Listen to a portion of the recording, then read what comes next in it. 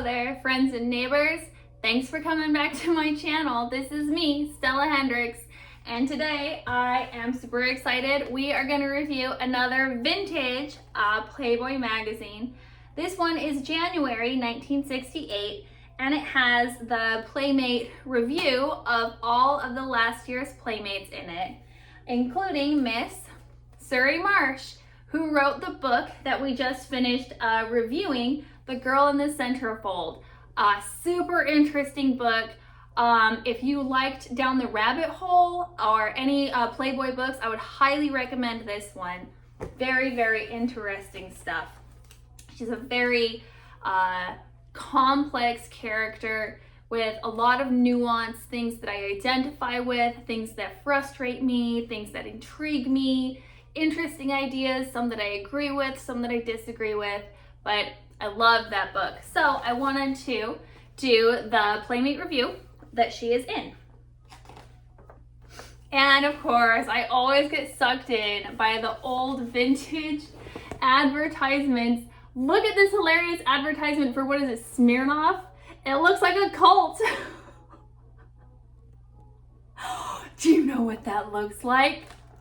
That looks like the temple. I was raised Mormon, and when you go into the temple, you have to wear these all white clothes. And you know how Mormons were like famous for being all white and blue eyes and blonde hair and big smiles? This looks like the temple. No, Mormons, don't come for me. I'm sorry. Oh my God. Sometimes I get Mormon haters. Pretty much everyone else is a friend. I mean, and then you get some like creepy guys, but pretty much everyone so far has been the coolest. So thank you all who are watching my video or who watch any of my stuff. You all have been the coolest. Thank you. The first thing about holiday bashes, don't be bashful. I just love these old photographs. And this is very kind of like, you know, female empowering. Look, she's the boss chick, the red dress. She's got her, not legs open like, oh, sexy, but like kind of boss stand-in. I love it. I love it. Here comes the king of beers. And being a horse girl, I just love the Clydesdales. I always loved when they brought the Budweiser wagon to the rodeo, and they had those beautiful Clydesdales pull them around the arena. Very frequently I would be in the rodeo for one thing or another, being the Jack Daniels girl, or more frequently in my younger days I was on like the flag team or barrel racing or something like that. And being backstage, you could watch them as they got them all harnessed up and tacked up and everything. And you go over and pet them. They're the friendliest things. Draft horses are known to be, you know, gentle giants. And funny enough, ponies are the mean ones. People think, oh, I'll get a pony for my kid. Don't get a pony for your kid. Get a draft horse for your kid. Budweiser is the best reason in the world to drink beer. Beer is a sign that there is a God and he loves us, said Benjamin Franklin. The best of all the founding fathers. Okay, this is just kind of cool, very 1970s. And for some reason, it reminds me of the stage play, the musical Oklahoma. I think it's because it has this fringe up here, and it reminds me of the there's something little Surrey with the fringe on the top. I was in Oklahoma, the play, when I was in high school. You want to know who I was? I was Aunt Eller, because for some reason in all of the plays I ever got cast in, I think ever, until I put on my own sexy shows, I always got cast as the adult. The oldest one in the play, whoever it was gonna be me. If there was a grandma in the play, I got the grandma. If there was a mom in the play, I got the mom if I got a part. That was always the part that I got, was the old person. I was outraged. Although nowadays I look back and honestly being Aunt Eller was a lot of fun. A lot of fun. Okay, I love these old music orders that they have. Frank Sinatra on my iTunes library. I have some from that album right there. I recognize that art.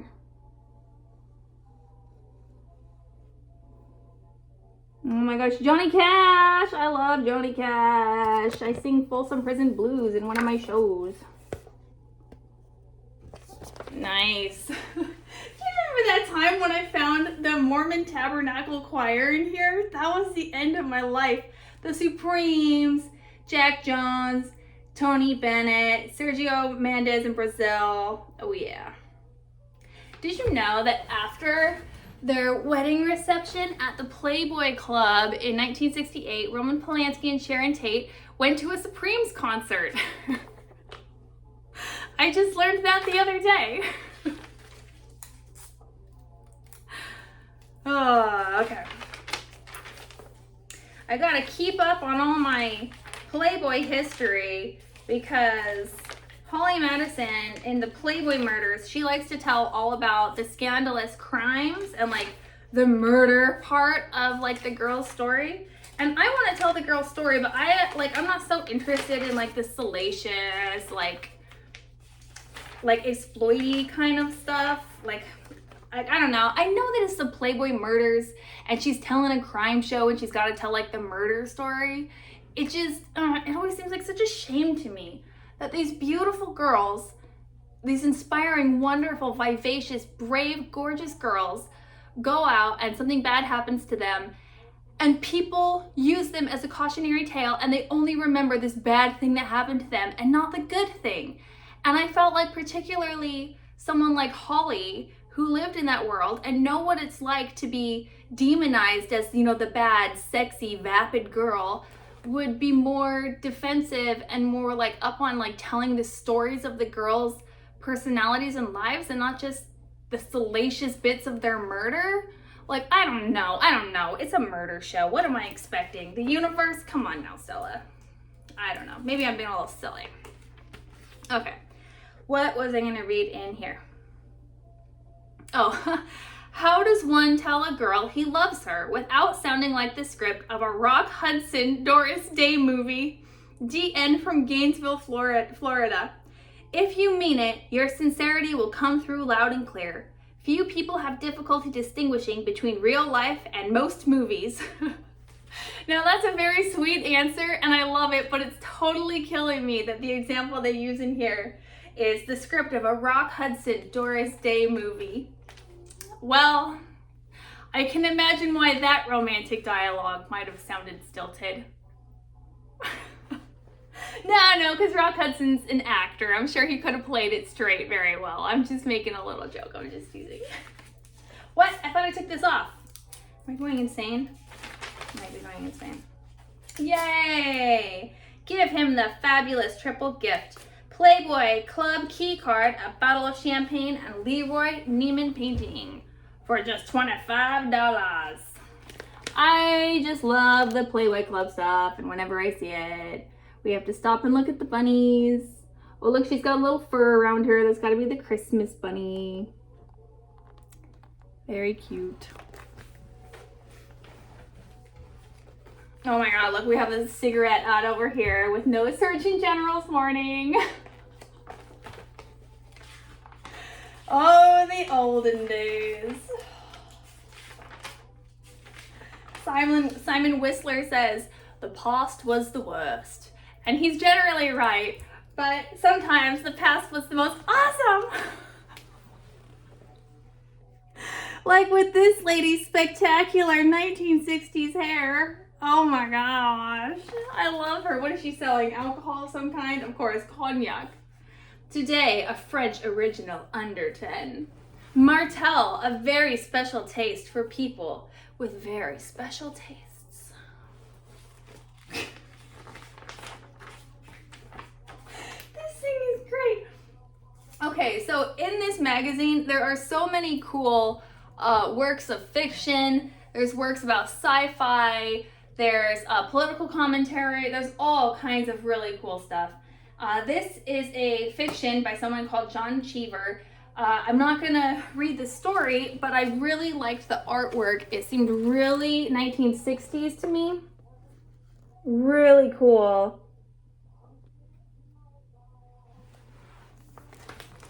wanted to share that with you really quick.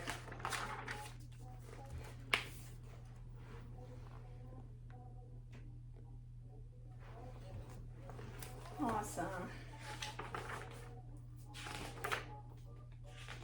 Yeah, more fiction pieces. Oh, I didn't even see this picture before. I love this picture. How did I miss that? I am uncool. I love it. Oh my god.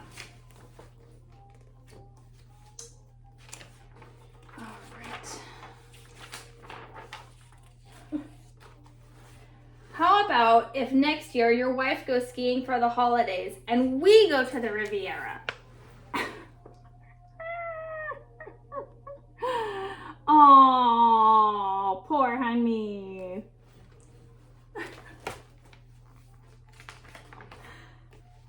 Okay, encore for Stella. Not me. This chick named Stella. I almost called her Stella Hendricks. No, idiot, that's you. Stella Stevens. Okay, I'd heard her name before, but I didn't super know who she was.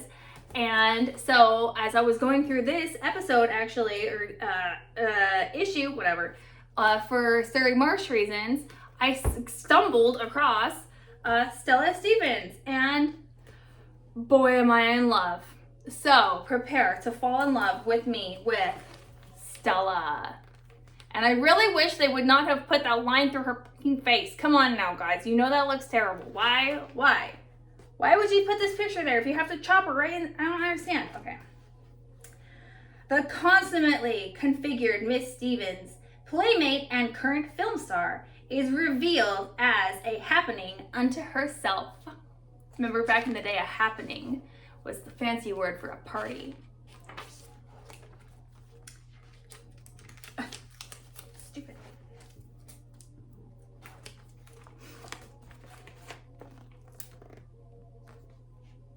Look how beautiful she is.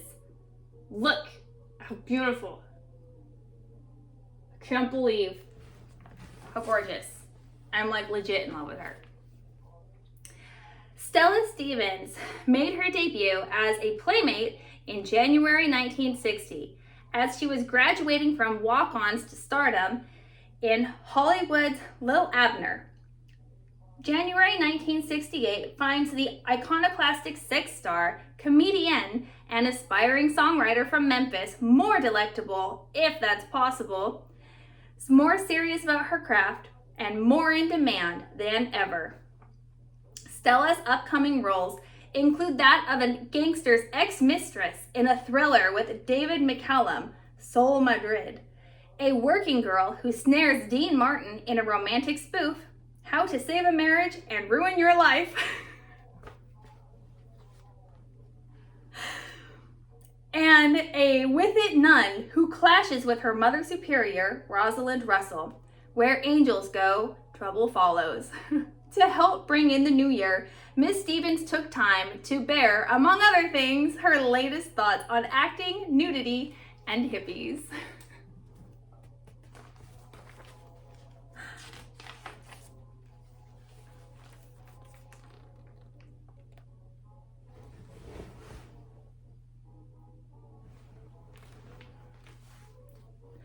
There's usually only one moment in each of my films that I find personally satisfying. If I get two, I'm lucky. But I love what I'm doing, and I mean all of it, even the homework it takes to portray a character honestly. I'm glad I never set any specific goals for my career. If I had done so, I might not be getting the wonderful variety of parts that I am now.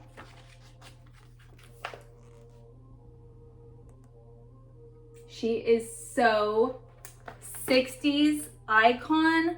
She is so gorgeous. I am dying. I don't know how. I don't know about her until now. Like, this is a new moment in my life. I love her so much.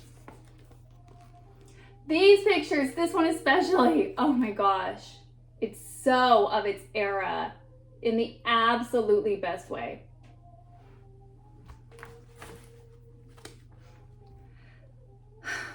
The young people who are taking psychedelic drugs are running away from society.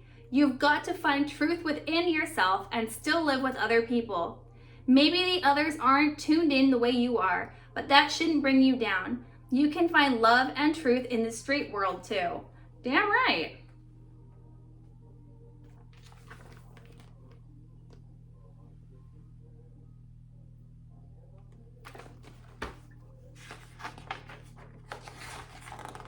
There we go.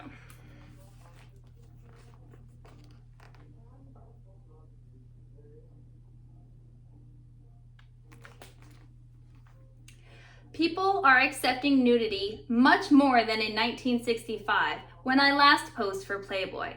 But I don't believe it'll ever be taken for granted. It's the element of surprise, however slight, that makes nudity so appealing. And that's good. That is true. It is a ironic fact of my life that nudity is so in demand, and like burlesque and these things, they are scandalous and so fun, partly because nudity itself is societally shocking. And so that's kind of an element of entertainment in the shows. And if the world that I want to achieve was achieved and nudity was no longer seen as something scandalous, my shows would be much harder pressed to be entertaining. We'd have to, do more backflips or something, I'm not sure. But yeah, that would be just so wonderful to live in that world, and that's the world I want to be in. I know that it will take some of the fun out of nudity, but it'll also take some like the shock and any of like the victim blaminess. And when nudity is normalized, then people won't be so overcome. Like I explained to my little sister, she's very religious and I'm not religious, and I used to be the same religion as her as everything. And I said, okay, well, I don't think nudity in and of itself is this thing which inspires lust, because when we think about, these people who live in the Amazon, they don't wear any clothes at all. These tribes people, for example. And they run around all day naked, it's too hot. They might have, piercings and feathers, and they decorate themselves, but they don't clothe themselves in a covering way. And when, the 16-year-old Amazonian boys are running around and they see the girls and they're naked and their boobs are bouncing and their butts are out and everything, are they overcome with this lustful sensation and they have to chase down these girls or go jerk off immediately or something? No. You know why? Because they have normalized women's bodies and they haven't fetishized these to the point that if they even see them, it provokes some kind of a uncontrollable response, which is not something I totally believe in anyway. That is such a bullshit masculine excuse. But you do hear that a lot. And where we think of cultures that have really strong, modesty standards, we take it to the other extreme, and there's an Amish boy, and he's walking down and he sees an Amish girl down by the river, and she's got her feet in the river and her skirt up her knees, and he can see all of her exposed legs and ankles. He's probably gonna get a wild fucking boner right there, and he's gonna be filled with all of those lustful, crazy effing thoughts that we were apparently trying to avoid in the first place, right, religious people? So which one is really more beneficial for the avoiding of these crazy lustful thoughts?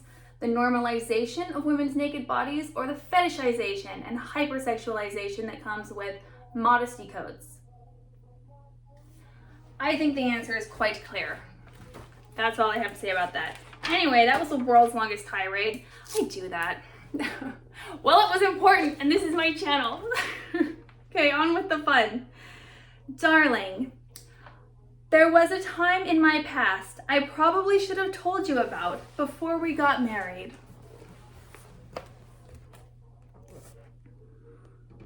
It says, property of the Hells Angels.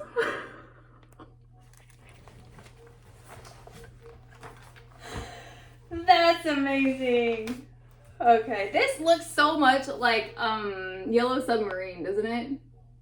Totally.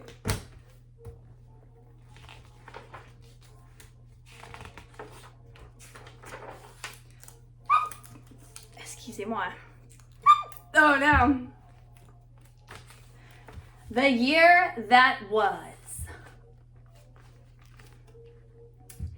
in 67, which, by the way, was the summer of love. And my husband is turning 67 this year, and I'm gonna throw a summer of love theme party because it's 67, right? And I'm gonna have flower crowns, and we're gonna listen to like old 1960s rock, and I'm gonna invite like the neighbors over. It's gonna be legit, but it's a secret, so you can't tell anyone. Shh. Mick Jagger said he wasn't bad. The cops, they said he was. For simply having 4 pet pills, a Rolling Stone gets a buzz. Lee Radzawill's an actress now and happy as a clam. Her title's so much grander since she's royal Polish ham. That's Jackie Kennedy Onassis's little sister? Yeah, I think so.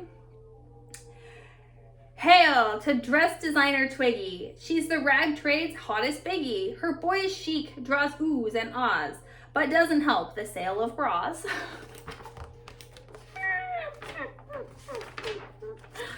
Oh, Lord. The only trouble is, when one goes out, they all go out.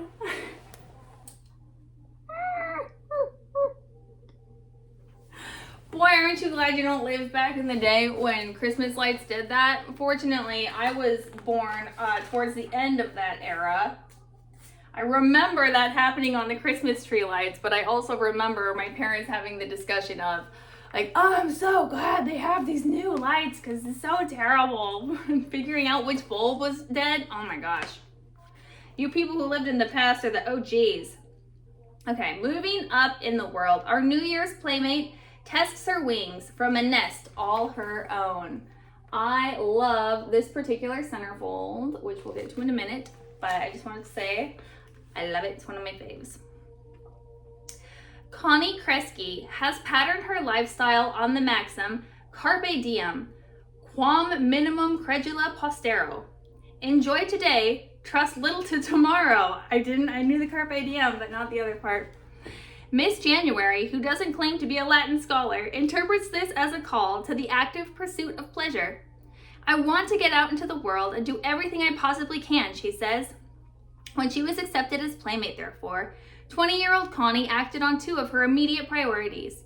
She moved into her own pad in suburban Detroit and then flew off to London for 2 weeks. London swings as much as I heard it did, maybe even more, Miss January reports.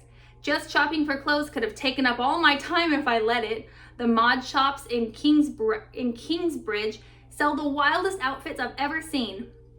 Now the possessor of a half-dozen new miniskirts, Connie is one member of the young generation who doesn't believe in never trusting anyone over 30. Men that age usually have resolved their hang-ups and are confident enough to be themselves. And that's fine with me, for it allows me to be myself. And what is that self? Says the 5'5" beautiful blonde. Just a girl who wants to live her life to the hilt for the next 10 years or so, and afterwards settle down and raise a family. Good for her. Ah.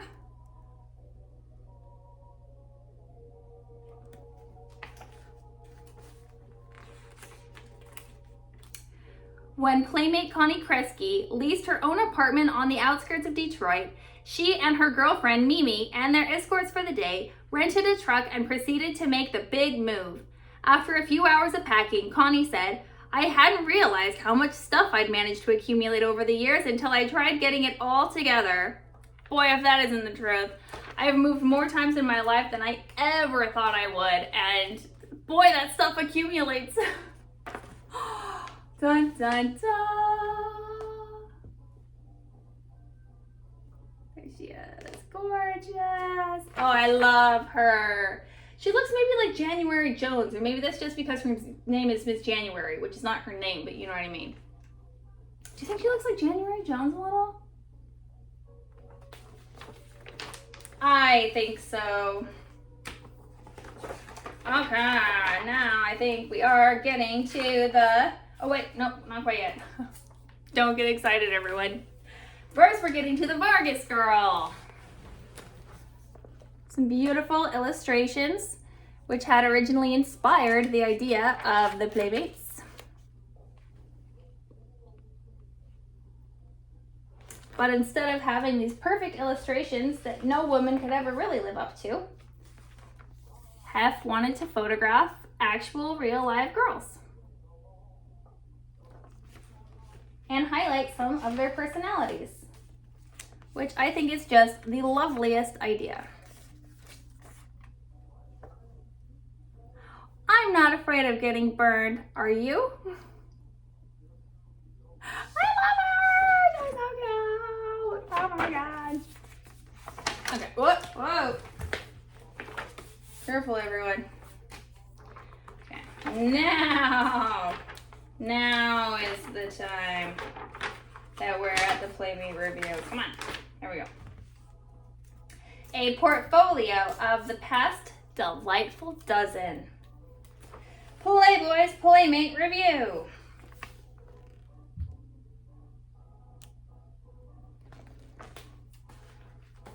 What's past is prologue, especially for the consummately attractive girls whom Playboy finds to grace its gatefold each month. The worldwide exposure of the Playmate invariably opens the door to exciting new opportunities both within and without the magazine's special world. Shakespeare's line has meaning too for Playboy readers who are reintroduced each January to the previous 12 months' Playmates. First among our recaptured captivators this year is last year's ultimate entry, Lynn Witchell, 5-foot picture of vivaciousness remains well settled in Southern California, where her public relations work for Land Development Company helps others settle in what she calls the grooviest state in the country. It sure used to be. Oh, look at her. I love her so much. Oh my gosh, she is so beautiful. Oh, I should show them also too. Ooh, that was rude. They are also beautiful. I just really particularly noticed the other one, which is unusual for me because usually I go for not brunettes but blondes and redheads, but that's okay.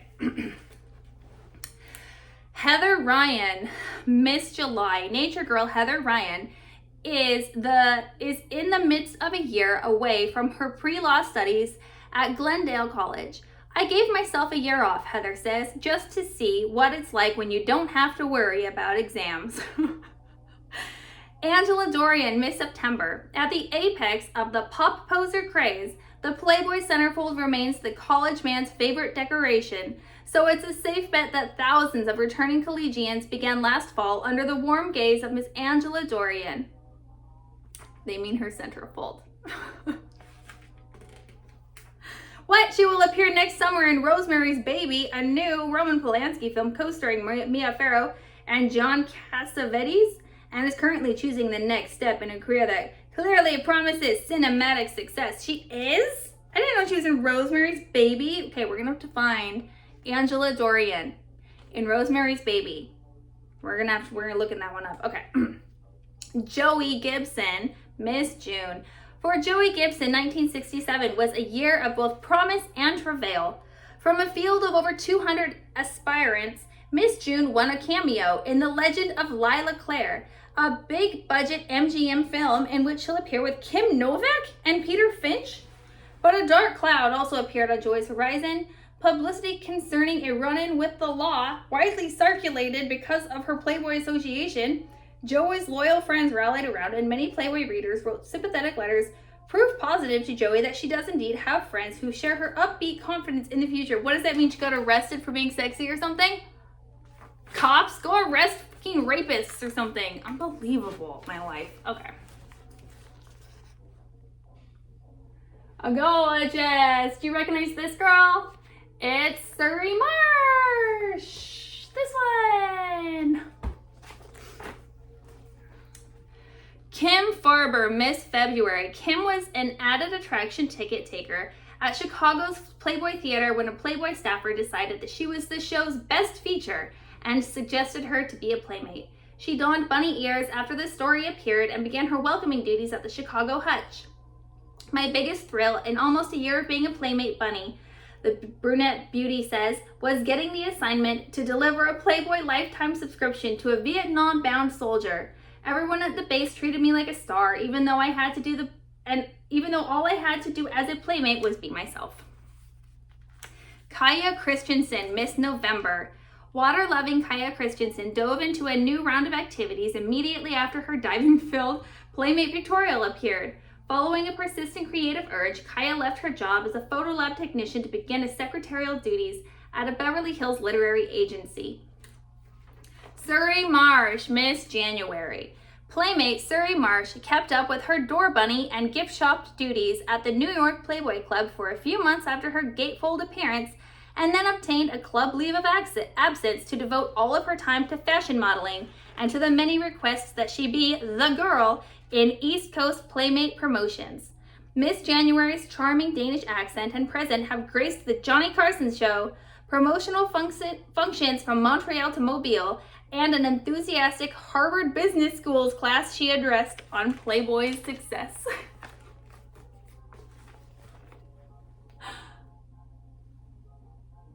This 1960s hairdo is hysterical. I'm glad this one went out of vogue. No offense, darling. I'm sure you looked up to the minute, but it's just not my fave. Fran Gerard, Miss March. The photos in Fran Gerard's Playmate story depicting her initial attempt to stand on skis are now mementos of an awkwardness overcome. Fran caught the ski bug on her first outing and has since become a devotee. Reagan Wilson, Miss October. Reagan Wilson's words and pictures story captured the girl on the Hollywood go, who takes her ease almost every afternoon on horseback at a ranch in the Santa Monica Mountains.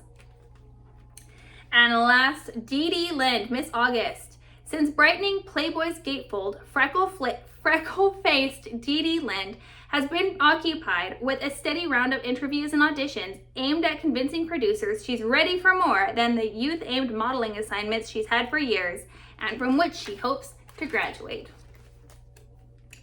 All right. Oh, nope, just kidding, there's one more.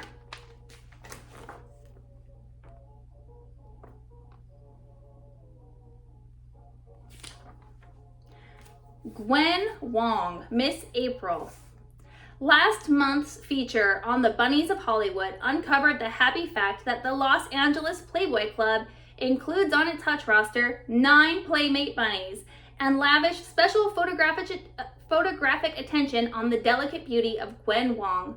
The hours at the club each night provide just about the right amount of excitement, our soft-spoken Miss April says. Anne Randall, Miss May. Cloak and Dagger fans are in for a special treat when comely Anne Randall debuts in the soon-to-be-released spy thriller Operation M. Anne's first important role was a direct result of interest created by her Playmate story and promises to be just a start.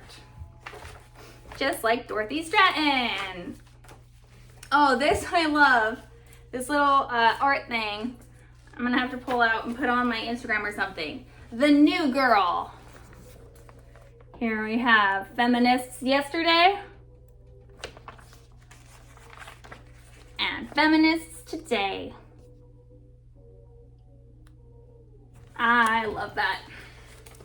Very cool. And it's like kind of, it's not exactly a pull out, but it's not like the other pages. Okay.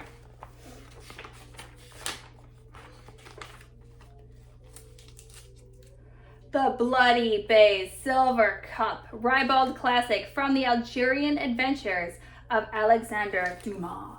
Is this really something written by Alexandre Dumas? I'm not sure. I only saw that in here and I was like, I'm gonna have to go back and research that, aren't I?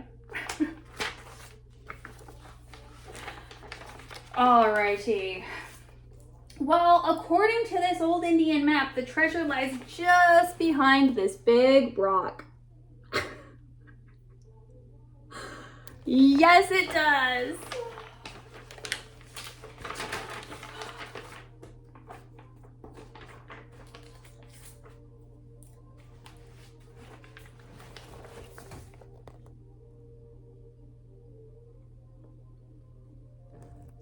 Well, of course there's no one else, Harry. Harry, be serious. Do you think I would let anyone else pay me for my sexual favors?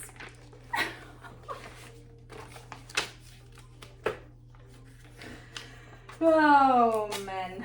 Okay. This one, I don't know why it's so funny to me. Maybe it's because I just didn't act to Pink Elephants on Parade.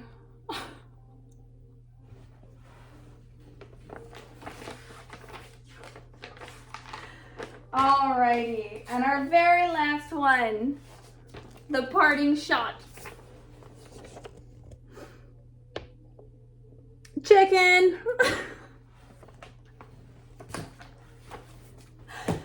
I love that one, and I have to think of that in the future when other people are trying to bully me into sharing their ideas about things, and I don't. I know I have peculiar perspectives on things, but I think that you should always stand by what you believe, even if everyone around you is calling you chicken, because for all you know, they might be lemmings jumping off the cliff.